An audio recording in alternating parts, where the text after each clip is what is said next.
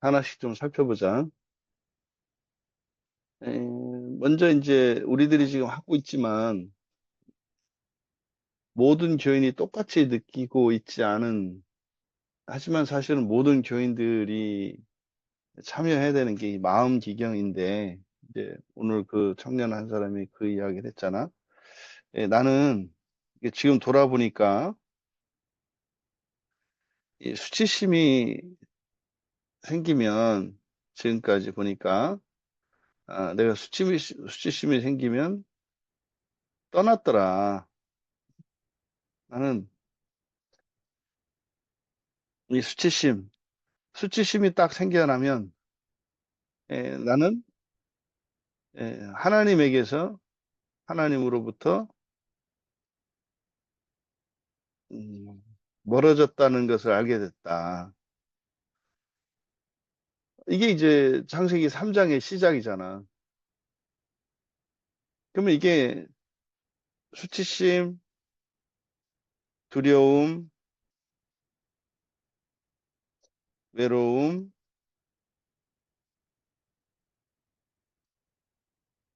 미움으로 이렇게 진전이 일어난다고, 이 거짓 감정이.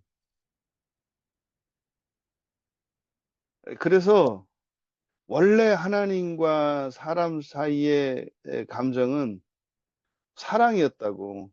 원 감정은.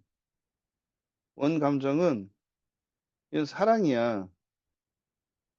근데 이 사랑이 불순종했을 때 이렇게 바뀐 거야.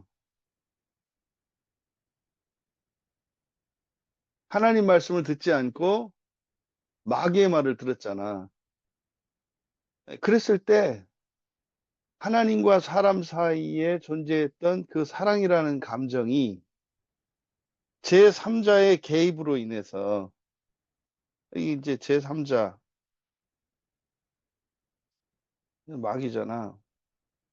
마귀가 개입함으로써 이 사랑이 더럽혀진 거야. 조각난 거야. 그래서 이렇게 네 개의 근본 감정으로 나뉜다고. 그러면 이게 사실은 이게 틈이야, 틈. 이게 간격이지. 이게 종말론적으로는 구렁텅이야. 지옥. 저 목사님, 음. 근데 혹시 그 화면인가요? 그래. 화면은 공유가 안 됐구나. 다시 공유할게. 미안. 예, 얘기 잘해줬어.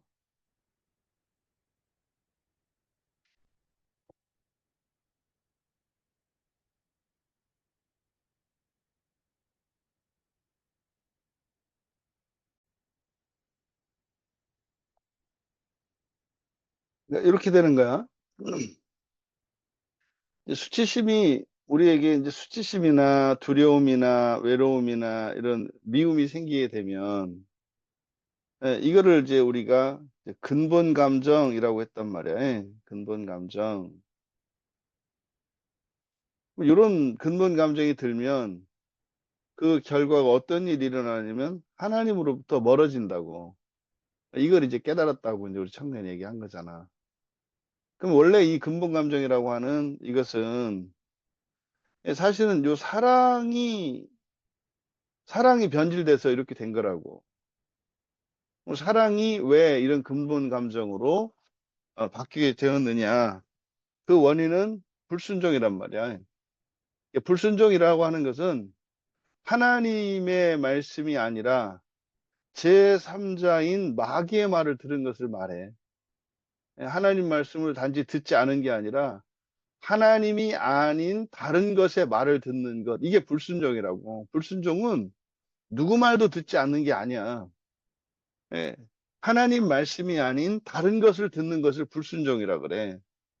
그러면 사람들이 생각하는 불순종이 이렇게 뭐 고집스럽고 이런 사람, 이런 거를 의미하는 게 아니야. 하나님 말씀이 아닌 다른 것을 듣는 것. 이게 불순종이라고. 그러니까 이 불순종의 핵심은 하나님 말씀이 하나님 말씀. 그러니까 하나님 말씀에 불순종하는 거를 우리가 불순종한다고 말한단 말이야.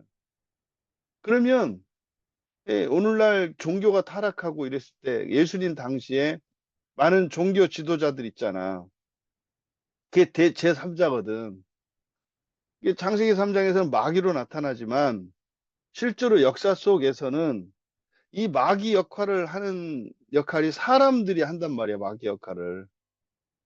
그래서 가장 강력한 마귀 역할을 하는 사람들이 누구냐면 종교 지도자들이야, 종교 지도자. 이 종교 지도자들이 마귀 역할을 해.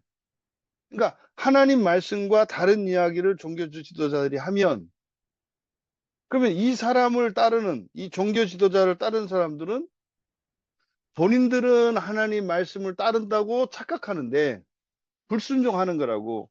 이게 마태복음 23장에서 하신 예수님 말씀이란 말이야. 다 교회 다니는 사람들이야. 목사야. 그러니까 바리새인 서기관 이 사람들이 오늘날로 말하면 목사고 장로고 뭐 신학자고 다 이런 사람들이거든. 근데 그 사람들한테 예수님이 그러셨단 말이야. 너희들이 천국 문을 걸어 잠그고 천국으로 가는 길을 막고 사람들을 지옥으로 인도한다고 한다고. 그러면 그 종교 지도자들이 뭐 이렇게 인격적으로 문제가 있고 악하고 게으르고 이런 사람이냐? 그렇지 않아.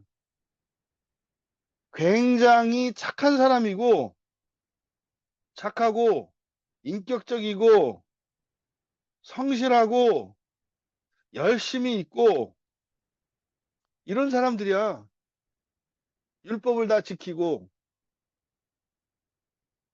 그러니까 오늘날 목사님 요새 가끔 감리교를 이렇게 공격하는 듯한 이야기를 많이 하는데 그게 사실은 실천주의적 무모함이라 그랬잖아. 뭐냐면 사람들 보기에 괜찮아 보이고 이렇게 구제활동, 착한 일, 또 열심히 어떤 종교 생활의 실천 이런 것들을 하면 마치 완전한 것처럼 사람들이 착각한다고. 근데 중요한 거는 하나님의 말씀이라니까. 하나님의 말씀이 핵심이라고.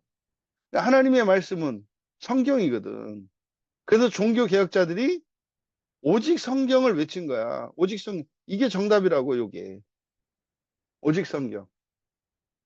그래서 오직 성경이 되지 않은 상태에서 이런 모든 실천들, 이런 것은 악이라니까. 그러니까 성경이 바뀌면 성경에 대한 오해, 잘못된 가르침, 그러면 그 자체가 그냥 불순종이 돼. 교회를 열심히 다니면 다닐수록 그게 강한 불순종이 되는 일이 일어난다고. 너무 끔찍하지. 그래서 종교개혁자들이 로마 캐톨릭의 천년의 부패 상황을 이렇게 진단을 한 거야, 원인을. 성경 말씀을 하나님의 말씀으로 가르친 게 아니라 성경을 이용해서 사람들의 말과 생각을 가르쳤구나. 그러니까 교회가 이렇게 되는구나. 이걸 깨달았다고. 그래서 일어난 게 종교개혁이잖아. 그러니까 사실은 이거는 16세기 종교개혁이 있기 이전에 이미 계속해서 교회 안에서는 이 종교개혁에 대한 움직임들이 있었다고. 어쨌든 하나님의 말씀을 듣지 않고 제3자의 말을 들었을 때 그럼 이게 종교 지도자뿐만이 아니야. 여기에는 여러분들의 스승, 부모, 선배, 친구 이런 사람들이 다 사용될 수 있는 거야. 그러면 이게 누구냐가 중요한 게 아니라 뭐다? 오직 성경이 중요하다. 극단적으로 얘기해서 어떤 스님이 이렇게 막 설법을 해.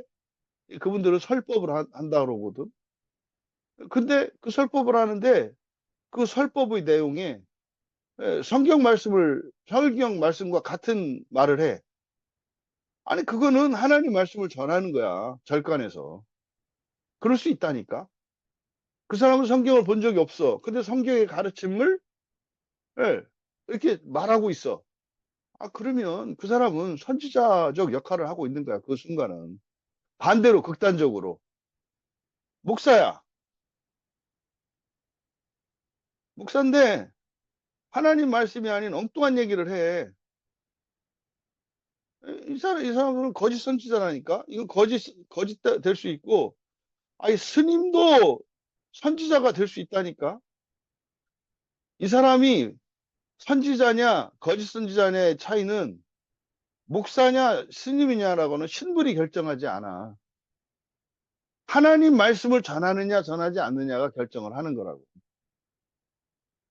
그래서 이렇게 제3자인 마귀의 말을 들음으로 해서 사랑의, 이 원감정인 사랑이 분화가 된다고.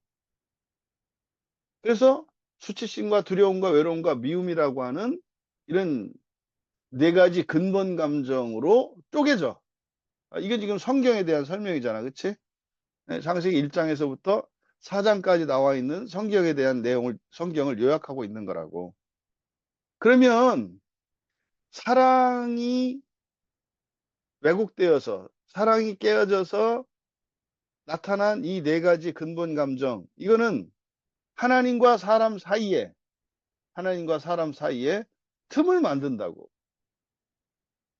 사랑 안에서는 완전히 연합된 상태였는데, 이런 근본 감정을 가지게 되면 두 당사자 사이에 틈이 생겨. 그럼 이게 간격이 되잖아. 사실 이게 종말론적으로는 구렁텅이, 지옥을 예수님이 구렁텅이라고 한다고. 그러니까 이 작은 틈에서 시작돼서 반드시 극복되어야 하는 그 구렁텅이. 이게 뭐야? 이게 지옥이잖아. 이게 지옥이거든. 이게 지옥이야. 결국 성경에서 이야기하는 천국과 지옥, 지옥이 사라지고 지옥에서 구원받는 거. 결국 인간의 감정적인 측면에서 보면 뭐겠어? 사람 마음 속에 있는 근본 감정들이 사랑으로 회복되는 거야. 그러면 여기가, 사랑으로 회복된 여기가 천국이고 여기가 하나님 나라라고. 그러면 이렇게 틈으로 간격으로 있는 여기가 어디야? 여기가 지옥이라고. 그럼 이 세상은 어디겠어? 지옥이지. 우리들 마음속에 수치심이 있고 두려움이 있고 외로움이 있고 미움이 있잖아. 지옥이잖아. 근데 예수 그리스도께서 이 세상으로 오셔서 사랑을 주셔. 진리, 생명을 주신다고 그렇게. 그래서 그리스도로 말미암아서 드디어 이 근본 감정들이 전부 사랑으로 승화될 수 있게 한 거지. 이게 뭐야? 이게 바로 십자가 사건이지. 그러니까 우리 안에 있는 수치심을 사랑으로 승화시켜야 되고, 두려움이나 외로움이나 미움도 사랑으로 승화시켜야 한다고. 그러면 이걸 가능하게 하는 방법이 뭐냐고. 그게 지금 우리들이 실천적으로 하고 있는 마음 기경이잖아. 마음 기경의 핵심이 이 근본 감정들을 사랑으로 승화시키기 위한 도구고 수단이라고. 그래서 마음 기경의 첫 번째가 예, 거짓 감정과 근본 감정을 구분하는 거잖아. 근본 감정은 이유 있는 수치심이나 두려움이나 미움이야. 근본 감정은 이유 있는. 근데 거짓 감정은 이유 없는 자기만의 착각이야. 그래서 진짜인지 아닌지, 근본 감정인지 거짓 감정인지를 구분해야 된다고, 먼저. 왜? 이 거짓 감정은 없는 건데 이건 사랑으로 승화시키고 뭐하고 할 게 없어. 아무것도 없는데 뭐. 그래서 사랑으로 승화시키려면 먼저 근본 감정을 발견해야지. 그러면 거짓 감정과 근본 감정은 사실과 거짓이잖아. 그러면 이게 분명한 팩트, 사실성이 있다고. 예를 들어서 내가 누구한테 뭐 욕을 먹었어. 아주 막 모욕을 당했어. 말로, 행동으로. 그럴 때는 당연히 수치심 느끼는 게 정상이야. 근데 그런 일이 없는데 자기가 수치심을 느꼈어. 그건 거짓 감정이야. 근데 상대방은 그런 의도 없이 상대방을 공격한 게 아니라 오히려 상대방을 위해서 이런 게 어디서 나타나? 가족 관계에서 잘 나타나지. 부모가 사랑하는 마음으로 자식에게 어떤 충고를 했어. 거기서 수치심을 느껴. 잘못된 거야. 물론 부모가 사랑으로 자식을 위해서 충고한 게 아니라 진짜로 모욕을 줄 수 있지. 그런 경우에는 근본 감정이지. 하지만 지금 여기서 말하는 것은 정상적인 경우야. 정상적인 경우에 상식이 있고 교양이 있는 부모가 자녀의 미래와 자녀를 위한 어떤 충고와 조언을 줬을 때 그거는 자녀를 모욕한 게 아니라 자녀를 사랑하는 거거든. 근데 그게 막 딱 벌컥 화가 나. 그럼 날 미워하나 봐. 어, 나는 정말 혼자야. 이런 외로움이 들어. 다 거짓 감정이지. 이거를 구분하는 게 사실은 1차적이고 여기가 사실은 대부분 사람들이 거의 95%가 거짓 감정이라니까. 거의. 그래서 너희들이 이게 그 마음 지경을 해 보면 얼마나 그 거짓 감정과 착각 속에서 살아가고 있는지 몰라. 기가 막힌다고. 그러니까 화낼 이유가 없는데 화를 낸다고. 짜증날 이유가 없는데 짜증이 난다고. 그러니까 굉장히 아주 선하고 아름다운 행동을 하면서 막 승질을 내. 이게 마음에서 일어나는 작용이고 이게 바로 제3자의 마귀의 속삭임이라고. 마귀가 에덴 동산에만 찾아가서 하와에게 "너 저거 먹어." 이렇게 하는 게 아니라 여러분이 살아가는 일상 속에서 마귀가 속삭인다고. 뭘 가지고? 이 거짓 감정과 근본 감정을 가지고. 어쨌든 여러분들이 바로 이런 거짓 감정이 왜 일어나게 됐고 이런 이 과정들을 좀 한번 정리할 수 있는 시간이 됐고 다시 돌아가서 이제 우리 한 청년이 그랬잖아. "아 내가 지금까지 나를 이번 설교를 들으면서 나를 되돌아보니까 그동안 나는 이 수치심이 들면 하나님으로부터 멀어졌더라." 이게 무슨 말이냐면 일상을 버리는 거야 이때가 되면. 사람들과의 관계도 멀어진다고. 그러니까 이 관계, 이 틈, 사랑으로 회복되기 위한 아주 유익한 수단이 있는데 이게 뭐냐면 결단이야. 결단과 확정이야. 헤어지지 않기로, 멀어지지 않기로 결단하고 확정하는 것은 우리에게 굉장히 큰 유익이 있어. 그러면 또다시 어떤 수치심이 들었을 때 예전은 습관대로라면 하나님으로부터 멀어질 거야. 하나님으로부터 멀어진다는 것은 뭐 1차적으로 교회 나오는데 간신히 나오는 거지. 억지로 나오는 거지. 이게 멀어지기 시작하는 거거든. 이게 기쁨이나 이런 게 아니라 마지못해 오는 거야. 뭐 심한 경우는 뭐 빠지는 거지. 안 나오는 거지. 또 그런 생각이 나는 거지. 이게 하나님 멀어지는 거거든. 근데 결단하고 확정을 하면 수치심 드는 것과 교회 나오는 것을 완전히 분리시키는 거야. 그것과 이건 상관이 없는 거야. 이게 결단하고 확정하는 거라고. 이거는 가족 관계에서도 적용될 수 있어. 교회에서뿐만 아니라 가족 관계에도 적용될 수 있다고. 우리나라 많은 부부들의 절대 다수가 결혼을 했는데도 결혼을 확정하지 않고 있어. 청년들은 이걸 잘 기억해야 돼.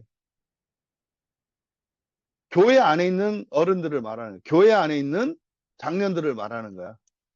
교회 안에서 예수를 믿는 부부들임에도 불구하고 결혼식을 했고 결혼을 해서 아이도 낳고 아이들이 뭐 20살, 30살이 됐고 심지어는 두 사람이 결혼한 지 50년, 60년이 돼서 90이 되고 100살이 다 됐어. 그런데도 둘이 부부라는 거를 확정하지 않고 살아.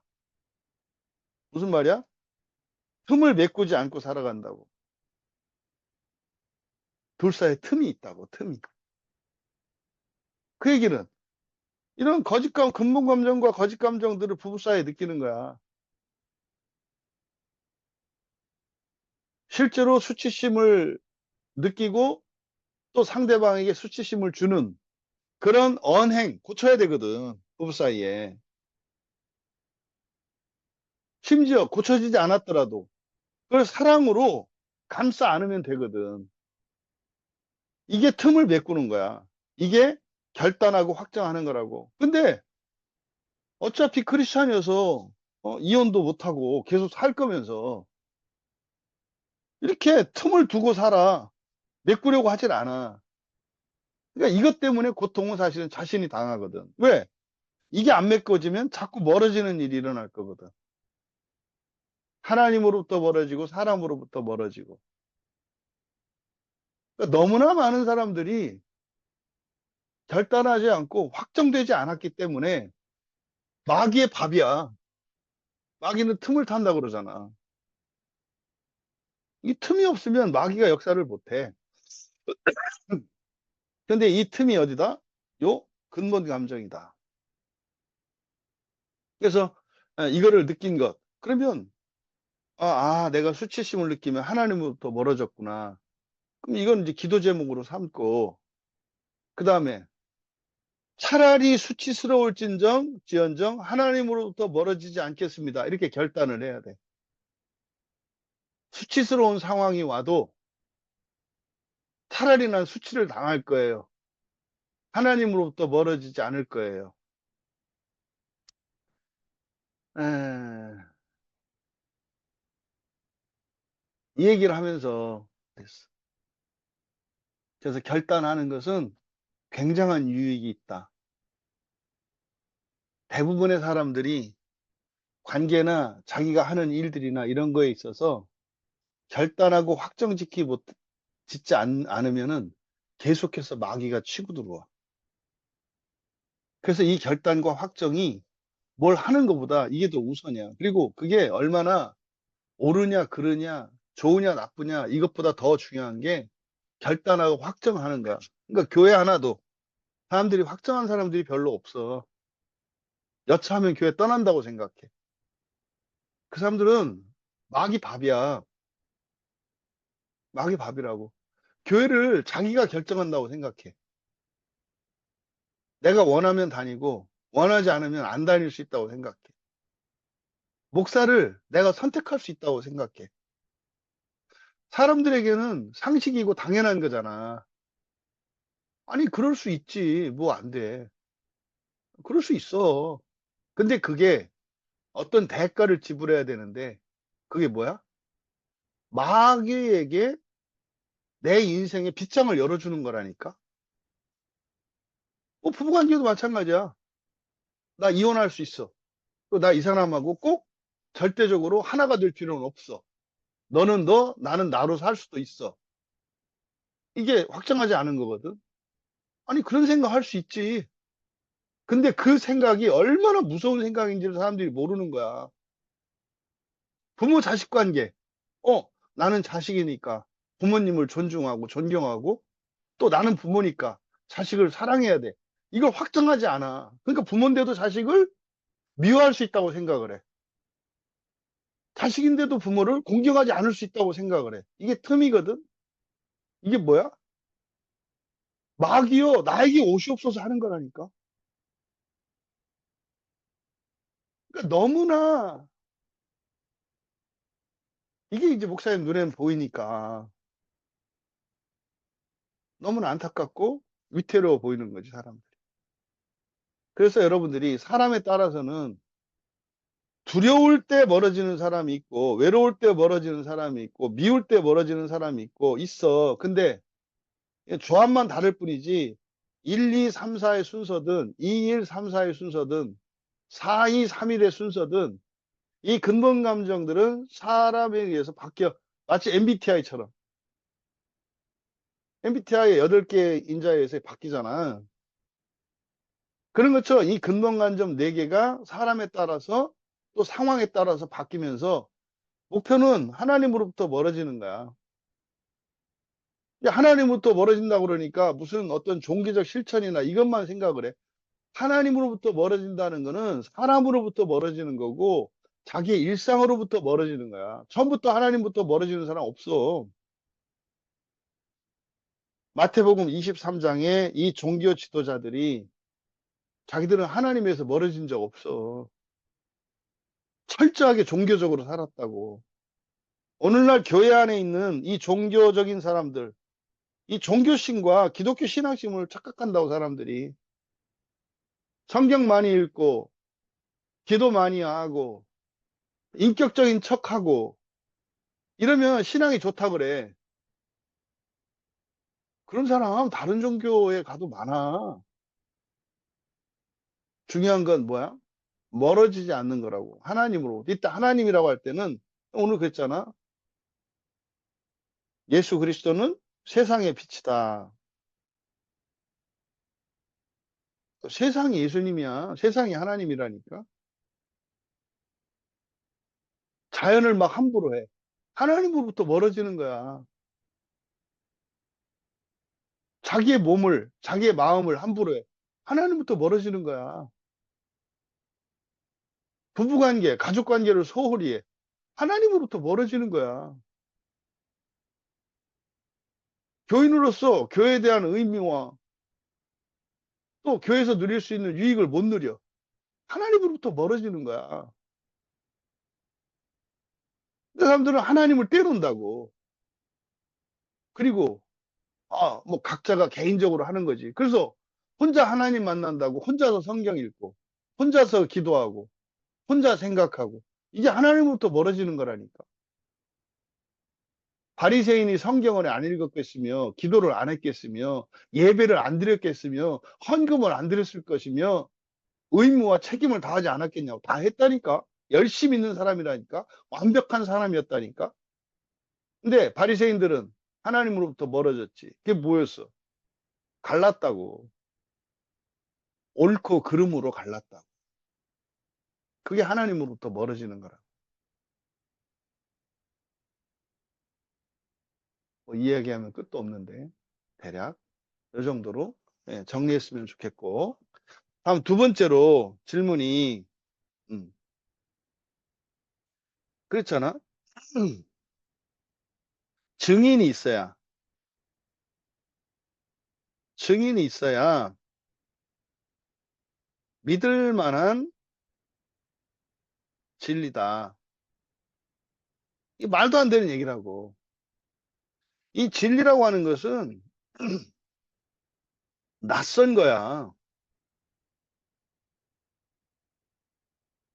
그리고 사람들은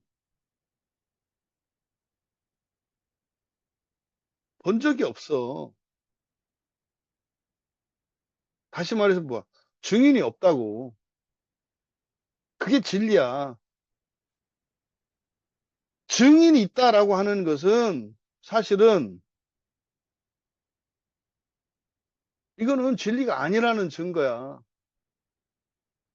물론 진리를 받아들인 증인들이 있지. 이게 여호와의 증인이잖아.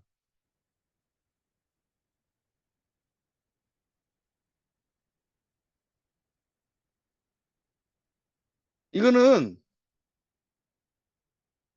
상식적이거나 그리고 논리적이지 않아. 이거는 그러니까 믿음으로 받아들이는 거라고, 믿음으로. 이때 증인이 있어야라고 하는 이것은 뭐야? 이거는 이성적 설득을 말하는 거거든. 이게 사실 뭐 이게 이성주의지. 이성주의의 무모함이라고. 이거 당하는 게 뭐야? 이거 다 사기당하는 게 이거잖아. 증인. 어떤 사람의 말이나 행동이나 인품이나 이걸 믿고 따라가는 거. 그게 인본주의고,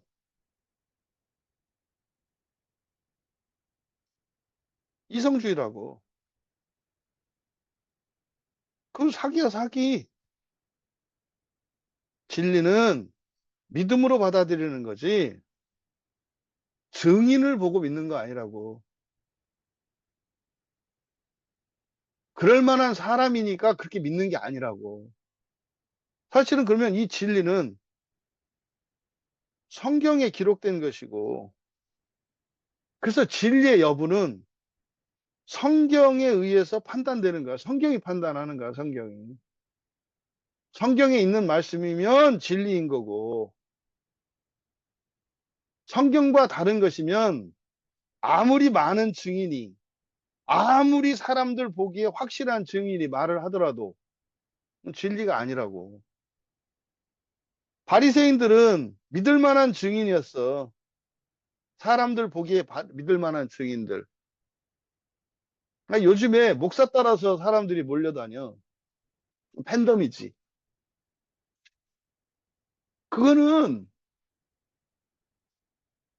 마태복음 23장에서 예수님이 말씀하셨던 그걸 넓은 길이라고 하고 지옥으로 가는 길이라니까. 우리가 따라야 되는 것은 오직 성경이고, 성경은 믿음으로만 받아들일 수 있는 진리를 담고 있다고. 그때 그 진리는 낯선다고. 사람은 경험할 수 없는 거라고.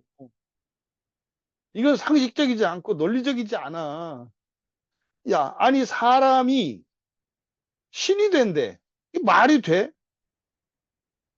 말이 안 되는 거라니까. 아니, 빛이 있는데 어둠이 없대. 말이 돼?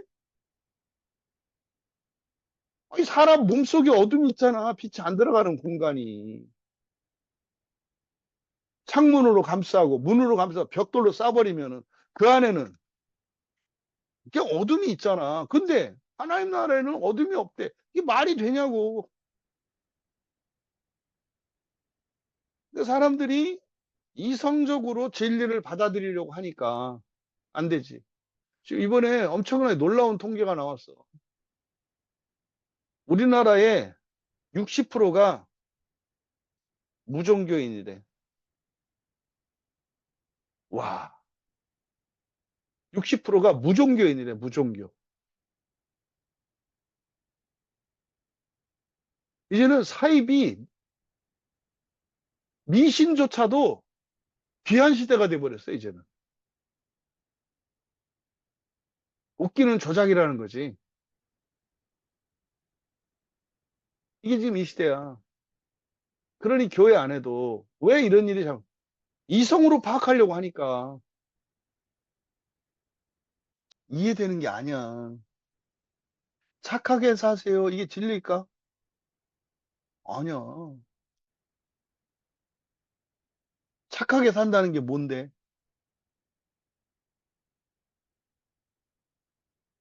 사람을 죽이는 게 착해? 안 죽이는 게 착해? 안 죽이는 게 착한 거잖아. 근데 전쟁터에서는 바뀌어. 또 어떤 사람이 문제가 있을 때 문제를 해결해 주는 게 착해? 해결해 주지 않는 게 착해? 해결해 주는 게 착하잖아. 선생님이 학생에게 문제를 내고 답을 알려주는 게 착한 거야? 안 알려주는 게 착한 거야? 상황에 따라 달라진다고. 진리는 언제나 모든 환경 속에서 언제나 선인 게 진리야. 그래서 진리를 증인이 있어야 믿을 만하다. 지금 앞에서 확정과 관련돼서 나타나는데 오죽하면 그러겠어. 진짜로 사람들이 많이 가는 곳은 아니야. 그건 진리가 없어. 진리가 있는 곳에는 사람이 그렇게 많이 갈 수가 없어. 옛날에는 있었는지 몰라. 어느 순간 진리의 전달자로서의 사명을 버렸기 때문에 많은 사람들이 모이는 거야. 진리가 계속 선포되면 그렇게 많은 사람이 모일 수가 없어. 아파서 그게 많은 사람들이 버티지 못해. 왜? 서로 보다듬어 주고 살아야 되거든. 그래서 적은 수의 공동체로 존재할 수밖에 없어. 진리가 선포되는 교회는. 왜? 혼자서는 절대로 못 가거든. 거짓 감정과 근본 감정으로 인해서 틈을 타고 마귀가 계속 공격해. 그때 혼자서는 못 버텨. 함께 가야 돼. 그러려면 적정 수준의 인원 수와 이게 규모가 한계가 있어. 그래서 대형 교회는 불가능해. 그럼 반대로 말하면 대형 교회는 현재 거기에는 진리가 선포되지 않는다고 해도 과언이 아니야. 아니, 생각해 봐. 그 교회 교인도 아닌데 어떻게 그 교회 설교를 듣고 다 알아들어? 무슨 말이냐면 하나의 처방전을 갖고 누구나 다 쓸 수 있대. 그 약이겠어? 건강 보조식품이겠어? 건강 보조식품이지. 병원에서 처방하는 처방전도 지금 이 환자의 상태와 이 환자가 겪고 있는 질병에 대한 처방전이잖아. 그래서 정상적인 교회의 설교 속에는 그 교회가 겪고 있는, 그 교회가 맞서 싸우고 있는 죄에 대한 처방전이라고. 그 교회에 속해 있는 교인들의 죄에 대한 처방전이라고. 약을 먹는 거는 힘든 일이라니까. 그리고 그 약은 다른 사람이 먹으면 안 돼. 위장약은 위장병 환자가 먹어야 되고 심장병 약은 심장병 환자가 먹어야 된다고. 그러니까 교회의 설교에는 이런 처방전과 같은 기능성이 있다고. 그럼 심장병도 없는 사람이 심장병 처방을 한 설교를 듣고 은혜를 받는다고? 미쳤지. 미쳤지. 그 교회 교인이 아니더라도 심장병을 가진 사람이라면 은혜 받을 수 있지. 그러니까 다른 교회 설교는 듣지 마라. 은혜 받지 않는다. 아니야. 정상적인 교회의 설교에는 처방전의 성격이 있기 때문에 반드시 그것은 어떤 특정 죄에 대한 지적과 그거에 대한 처방이 나와. 그럼 그 죄로 시달리는 사람들은 고침받을 수 있다고. 근데 그게 아니라 다 자기가 아는 얘기, 감정 말랑말랑해지는 얘기, 이런 걸 좋아한대. 말이 안 되는 거라고. 그러니까 그걸 빼지. 처방전을 빼지. 그러니까 다 나오는 게 뭐야? 김치 깍두기. 이거 해낼 거 없잖아. 그런 것만 얘기하는 거야. 맨날. 콩나물과 시금치와 깍두기와 어? 좁쌀과 보리와 귀리와 누구나 다 먹을 수 있는 거. 이게 대형교회 설교라니까. 그 목사님들을 내가 공격하는 게 아니야. 대형교회 목사가 되면 그렇게 하지 않으면 안 돼. 그러니까 선택이 온다고. 이 대형교회를 떠나든지 아니면 진리를 버리든지 어? 술을 끊든지 주일학교 교사를 끊든지 양자택일의 상황이 온다고 똑같이. 그럼 진리를 추구하는 사람은 절대로 대형교회 목사가 될 리가 없어. 그냥 두지도 않을 뿐더러 진리를 설교하면 그냥 안 두지. 쫓아내지. 그러니까 미안하지만 일반적으로 그렇다고. 일반적으로 이걸 여러분들이 기억을 하셔라. 진리라고 하는 것은 사람 보고 믿는 거 아니다. 그러니까 요즘에 우리가 금요 기도할 때마다 뭐 주일에도 목사님이 교회를 한국 교회에서 기도할 때 성경의 그 교회 강단에 오르내리는 사람의 이름들을 다 치워주시고 성경 이외에 다른 책들을 다 치워주십시오 하는 게 설교 시간에 뭐 부득이하게 어쩌다가 사람 이름이나 어떤 책들을 뭐 근거로 제시하기 위해서 해야 될 때도 있겠지. 근데 습관적으로 사람들의 이름이 나오고 어떤 책이 나오고 매 주일마다 우리 교단의 어떤 유명한 목사님 맨날 책으로 시작해. 지금 우리나라 우리 그 교단 사람들 중뿐만 아니라 다른 교단 사람들도 가장 좋아하는 첫 번째, 두 번째 꼽히는 그 목사님 설교 시작이 항상 책이야. 뭐 그분은 설교 준비를 어떻게 해? 도서관에 가가지고 책 이렇게 대략 보고 감동적인 책 읽어가지고 그거에 맞는 설교 본문을 갖고 그 책을 설교하는 거야. 거기다가 성경을 섞지 이렇게. 너무 좋지. 설교 준비 그렇게 하면 야, 얼마나 좋아. 나도 재밌고 감동적이고 재밌는 책 읽고 그 요약해서 적당히 성경가루 뿌려가지고 사람들 너무 좋지. 분별해라. 진리의 여부는 오직 성경이다. 그래서 마귀가 하는 일은 성경을 왜곡시키는 거야. 단어 하나, 글자 하나, 점 하나, 접속사 하나, 그걸 정말 조심하지 않으면 성경을 갖고도 엉뚱한 얘기를 할 수 있으니까. 그래서 증인이 있어야 믿을 만하다, 믿을 만한 진리다. 말도 안 되는 소리지. 성경이 과연 그런가? 응? 이렇게 해야 되는 거지. 그 다음에 이제 그 빛과 성령과 예수님 세상에 대해서 조금 이제 성령 안에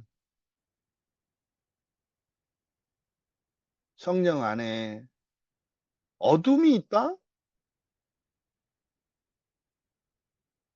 이해할 수 없다는 거죠. 어떻게 성령 안에 어둠이 있을 수 있다는 말인 겁니까? 지금 성경에서 요한복음에서 놀라운 사실을 우리에게 가르쳐 주신 거야. 그러면 사실은 이렇게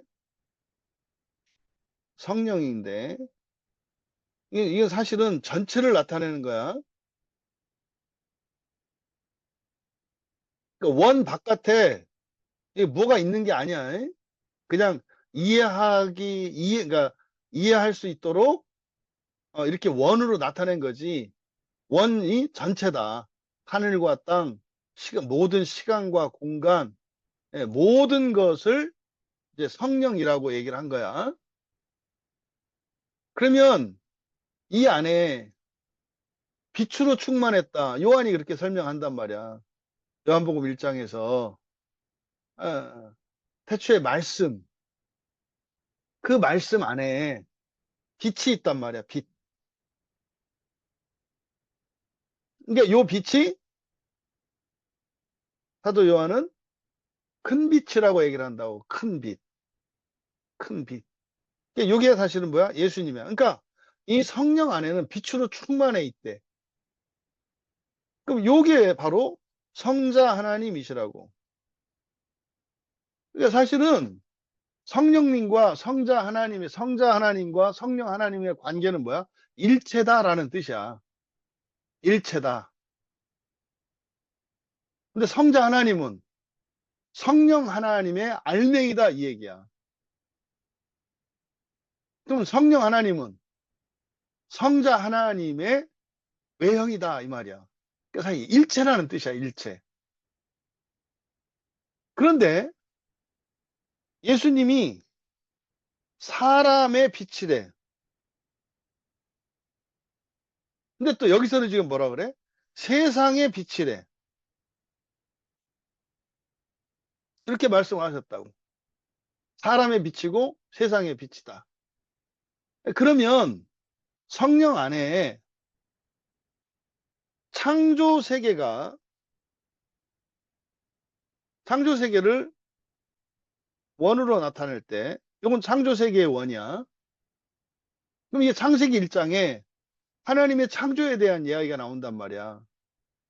그때 3절에서, 1장 3절에서 빛이 있으라로 시작을 해. 예, 빛이 있으라. 로 시작을 한다고, 창조의 시작이. 끝은 사람으로 끝이 난다고. 그러니까 하나님의 창조 전체가 빛으로 시작해서 사람으로 끝이 나. 이게 6일이지. 하나, 둘, 셋, 넷, 다섯, 여섯. 이게 1, 2, 3, 4, 5, 6일 창조라고, 6일 창조. 이렇게. 근데 이 시작이 빛이 있으라야. 근데 1장 5절에 가면은 빛을 빛과 어둠으로 나누었다 그래. 그 창조 세계, 요 창조 세계는 빛과 어둠으로 이렇게 나뉘어 있다고. 한쪽은 어둠이고 한쪽은 빛으로 되어 있다고. 근데 요 빛으로 시작을 해. 그러니까 여기서 우리가 알 수 있는 거야. 아하, 이 첫 창조지.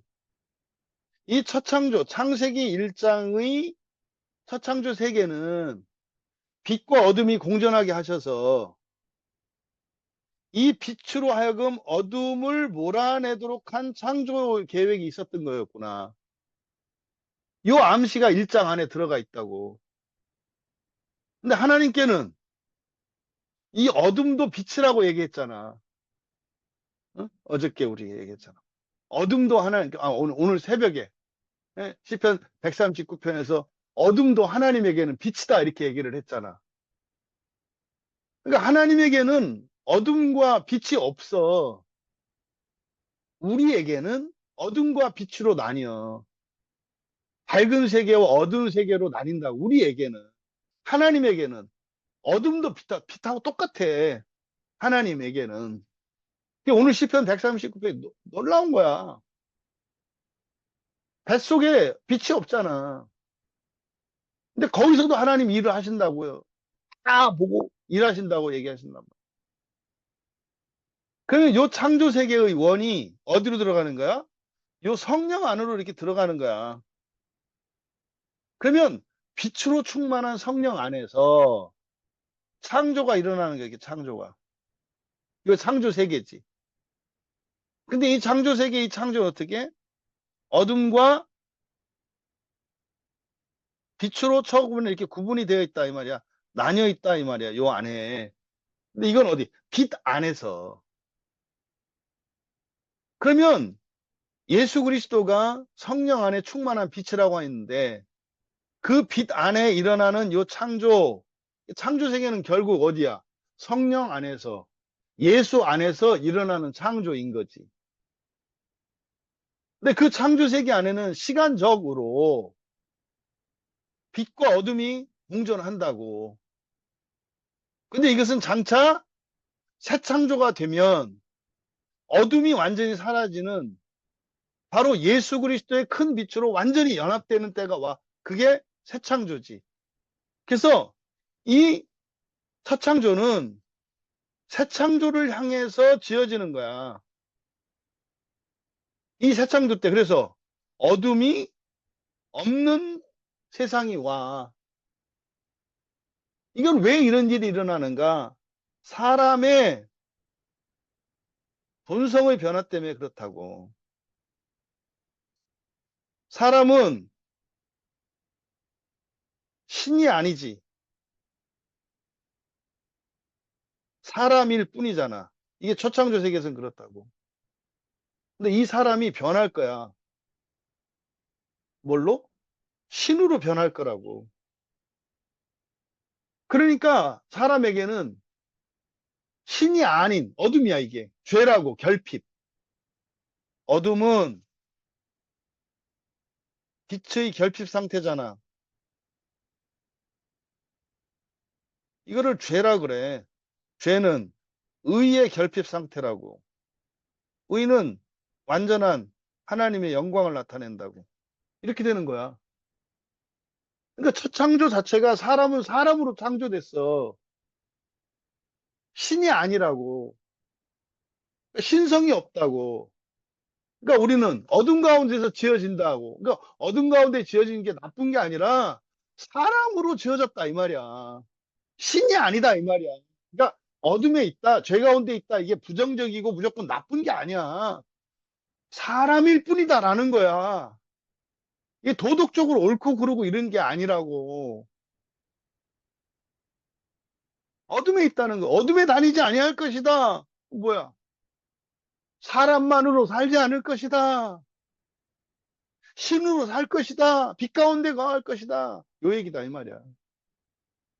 그래서 성령 안에 어둠이 있다고 할 때 성령에게도 어둠이 아니야. 이거는 하나님께는 이것도 빛이나 어둠이나 똑같아.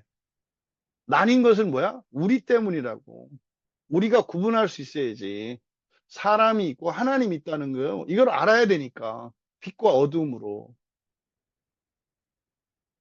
그래서 창세기 2장에 새 창조로 간다고. 이거 먹지 마라. 먹으면 죽는다. 죽는다는 게 뭐야? 사람으로만 산다. 이런 뜻이지. 사람으로만 산다. 보기 좋고, 먹음직스럽고, 탐스럽고, 그게 사람으로 사는 거야. 사람으로만 좋고, 사람으로만 유익되고, 이게 선악과 나무를 먹는 거라고. 세속적인 거로, 세속적인 삶만 살려고 하는 거. 이 세상에서의 부와 명예와 즐거움만을 추구하는 거. 이게 선악과를 먹는 거라고. 선악과 먹는 게 나쁜 게 아니라고. 세상에서는 성공하는 거라고. 훌륭한 거라고. 근데 신이 되려고 하는 사람들에게는 어리석은 거라고. 그래서 성령 안에 어둠이 있다 할 때 이 어둠은 하나님께도 어둠이 있다는 뜻이 아니라 사람의 기준에서 신이 뭔지 모르니까, 신성이 뭔지 모르니까, 하나님의 의가 뭔지 모르니까, 이거를 어둠을 그래서 우리가 보통 무지로 나타내잖아. 이거는 불순종과 불신앙을 이야기한다고. 지금 우리가 하는 얘기 마귀가 듣고 있을 건데 되게 싫어할 거야. 미칠 거야, 아마. 목사님 그런 생각이 들어. 아, 저런 얘기를 하면 안 되던데. 그냥 선악과 따먹고 살아가는 걸 자랑으로 알고 그게 지혜로운 거로 알아야 되는데. 어둠에 있다고 하는 것은 죄책감을 갖게 하고 자격지심을 갖게 하고 열등감을 갖게 하고 하나님의 심판을 두려워하게 하고 이래야 되는데 마귀가 그럴 거라. 그런 얘기를 교회에서 많이 해 사람들이. 그래서 성령 안에 어둠이 있다라고 할 때 이 어둠은 하나님께도 어둠이 있다는 의미가 아니라 이게 사실은 첫 창조와 새 창조의 긴장을 말하는 거라고. 사람으로서 모든 것을 다 갖추고 모든 것을 다 가져도 완전한 거 아니다. 어둠 가운데 있는 거다. 빛 가운데로 나아가야 한다. 그러면 죄 짓지 말라는 거 아니야. 어떻게 안 줘? 죄 짓지 말라는 게 뭐야? 사람으로만 살지 말라는 뜻이거든. 사람이 어떻게 사람으로 안 살아? 사람이 사람으로 사는 게 죄 짓는 거라니까. 법을 어기고 몰상식하고 이거는 성경에서 말하는 죄가 아니지. 도덕적인 죄지. 성경에서 막 거론하는 죄는 신성에 관한 거야, 신성. 신성을 추구하지 않고 인성만으로 살아가려고 하는 거. 이거를 죄 가운데, 어둠 가운데 있다고 이야기하는 거라고. 나쁜 짓 안 하면 천국 간다. 말도 안 되는 소리지. 바리새인들은 그렇게 나쁜 짓 안 했다니까. 그런 거 아니라니까. 그렇게 치면은 공자가 뭐 나쁜 짓을 했어? 그럼 또 그러지. 예수를 안 믿었으니까 지옥 갔대. 그 말도 안 되는 소리 하고 있어.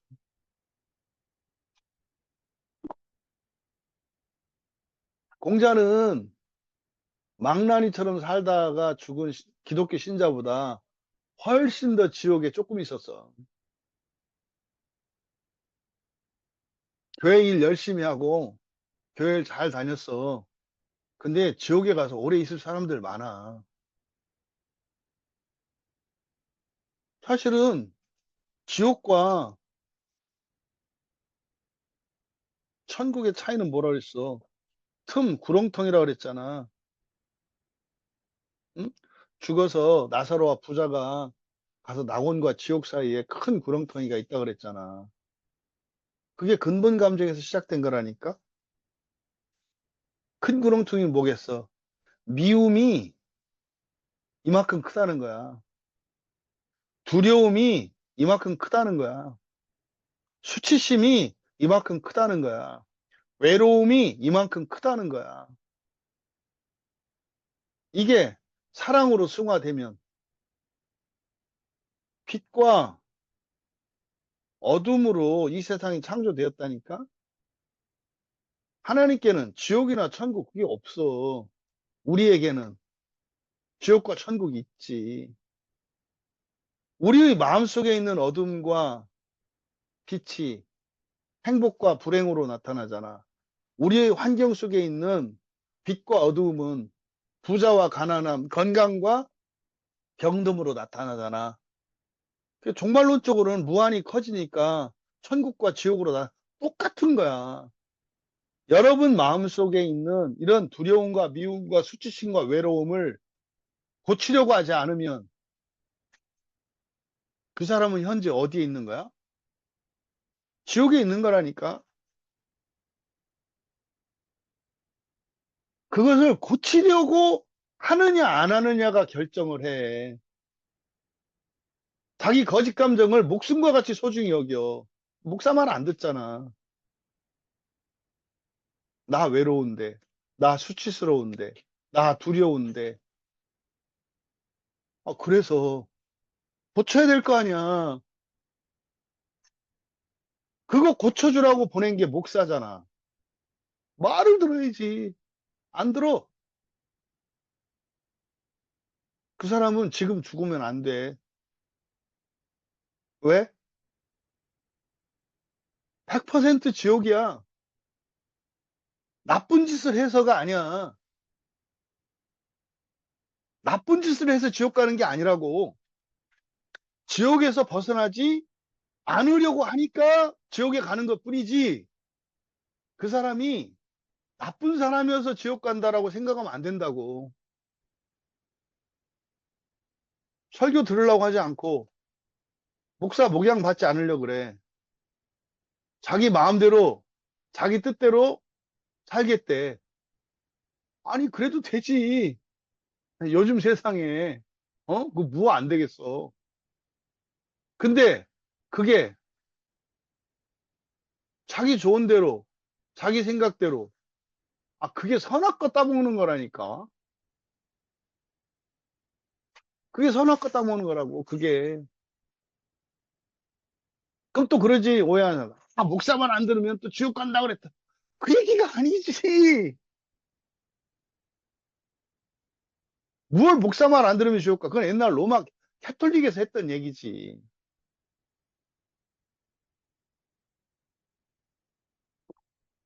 그때 목사는 구원의 진리를 성경을 성경으로 얘기하는 사람을 말하는 거고 성령께서 성경 말씀을 가지고 역사하시니까 여러분들은 목사에게 의존적인 사람들이야. 성도는 잊지 말라고. 학교에서도 모범생이나 이런 애들은 선생님 말씀 듣는 애들이야. 똑같아. 목사님한테 자꾸 대들고 목사님 말 안 듣고 자기 생각대로 하려고 하고 그게 학교에서 학생들을 뭐 똑같이 나타난다니까. 선생님은 학생들을 위하듯 목사는 교인들을 위하고 교인들을 위해서 있는 사람들이거든. 무조건 따라야지. 무조건 따를 사람인지 아닌지는 어떻게 결정한다? 성경이야. 성경을 전하려고 하는 거라니까. 완벽한 게 아니야. 오직 성경만을 전하려고 하는가. 이게 기준이라니까. 그렇지 않으면 떠나야지. 왜 있어? 떠나야지. 떠나지 않고 있다면 들어야지. 왜? 아니, 이 틈을 없애지, 그래야. 이 지옥을.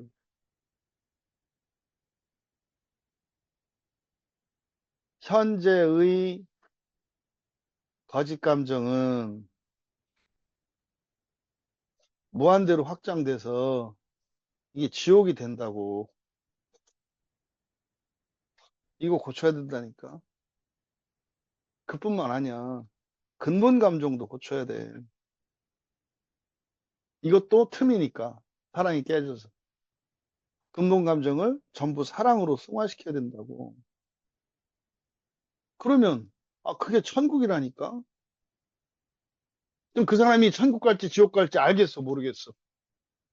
안다니까. 명확해. 죄를 짓지 않아서 천국 가는 게 아니라고. 인간의 한계를 자각하고, 인간으로 살아가는 것을 유한하며, 언젠간 절망할 수밖에 없다는 것을 깨닫고, 신이 되기 위해서 살아가기로 결단하는 거. 이게 예수님이 말씀하신 회개고, 응? 이게 회개라고, 이게 회개. 그리고 이게 예수님을 따라가면 되는 거라고. 나를 따르는 자는 어둠에 다니지 아니하고, 언제 죄 짓지 않는 자는 어둠에 다니지 하고 그랬어. 응? 요한복음 8장 12절에서 그랬잖아. 나는 세상의 빛이니 나를 따르는 자는 어둠에 다니지 않는다. 예수님은 이 전체가 예수님이라니까? 그러면 빛 가운데 있느냐, 어둠 가운데 있느냐가 중요한 게 아니야. 왜? 어차피 이 창조 세계 안에서는 빛과 어둠이 공존해. 우리들 안에도 빛과 어둠이 공존한다고.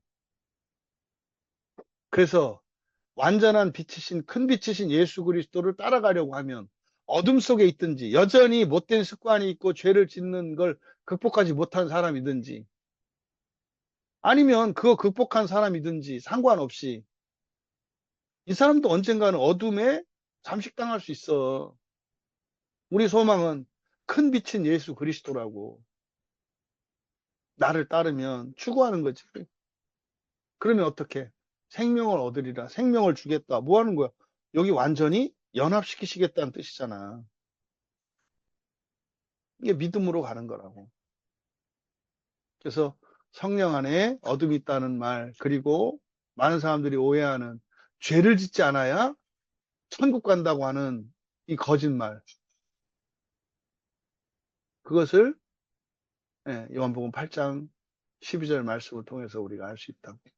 또 중요한 사실, 바로 예수 그리스도의 존재에 대한 참 하나님이시며 참 사람이시며 참 세상. 이거는 신앙 고백이 바뀌어야 돼, 이렇게. 세상도 하나님의 모형이다. 사람도, 아, 예수님의 모형이다. 세상도. 사람도 예수님의 모형이다. 예수님은 하나님의 모형으로 이 땅에 오셨다. 하지만 그분이 참 하나님이시다. 중심은 사람이야. 사람. 사람을 통해서 세상이 변해. 옛날에는 사람이 세상을 바꿔야 됐지만, 이건 처창조 세계지. 새 창조는 어떻게? 나의 마음에서 시작을 해서 세상을 바꾼다고. 내가 내 마음을 바꾸면 세상이 바뀌어. 이게 새 창조 세계야. 그리스도인은 그래서 마음 기경을 통해서 내 본성이 바뀌면 내 주변이 바뀌고 세상이 바뀌고 우주 끝이 바뀌고 지옥도 없어진다니까. 지옥도 쭉 쪼그라드는 거야. 우리의 마음에 이런 근본 감정들이 사랑으로 바뀔 때. 그래서 예수님이 뭐라 그래? 너희가 세상의 빛이다 그러잖아. 지옥은 없어지는 거야. 마지막 한 사람이 부활할 때 지옥도 동시에 사라져. 어둠이 사라진다고. 아, 진짜 놀라운 말씀이고, 어, 재미있는 얘기야. 진짜로.